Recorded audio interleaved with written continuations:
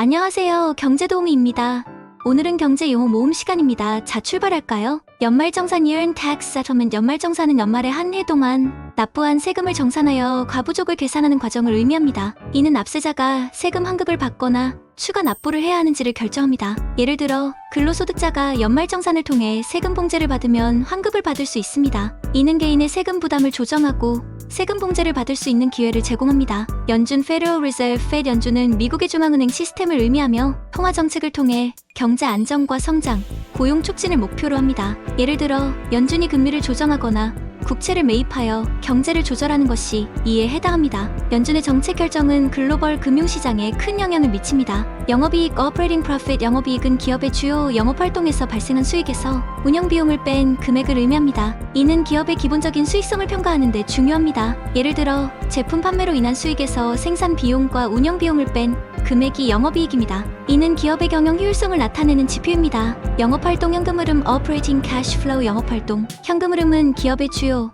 영업활동에서 발생하는 현금 유입과 유출을 의미합니다. 이는 기업의 현금 흐름을 평가하는 데 중요합니다. 예를 들어 제품 판매로 인한 현금 유입과 재고 구매, 임금 지급 등의 현금 유출을 포함합니다. 이는 기업의 재무 건전성을 평가하는 중요한 지표입니다. 예금 Deposit. 예금은 개인이나 기업이 금융기관에 돈을 맡기고 일정 기간 후 이자를 받는 금융상품을 의미합니다. 이는 자산을 안전하게 보관하고 이자 수익을 얻는 방법입니다. 예를 들어 정기예금, 저축예금 등이 예금의 예입니다. 예금은 금융기관의 자금 조달 수단이며 예금자의 자산을 보호합니다. 예금보험 Deposit Insurance. 예금보험은 금융기관이 파산할 경우 예금자의 예금을 보호하기 위한 제도를 의미합니다. 이는 예금자의 신뢰를 유지하고 금융 시스템의 안정을 보장합니다. 예를 들어 예금보험공사가 예금자의 예금을 일정 한도 내에서 보장하는 것이 이에 해당합니다. 이는 금융위기 시 예금자들을 보호하는 역할을 합니다. 예비비 Contingency Fund. 예비비는 예상치 못한 긴급 상황에 대비하기 위해 미리 적립해두는 자금을 의미합니다. 이는 재정적 안정성을 유지하는 데 중요합니다.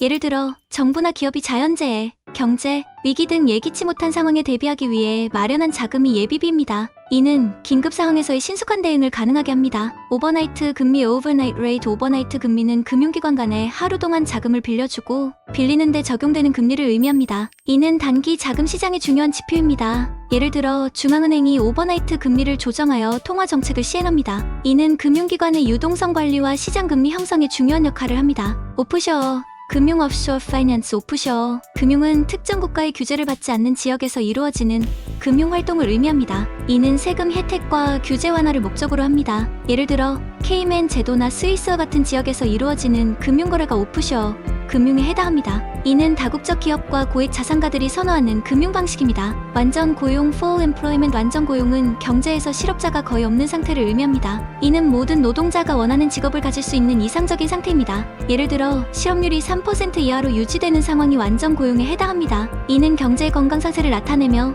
정책 목표 중 하나입니다. 반복해서 들어보세요. 좋아요, 구독 부탁드립니다.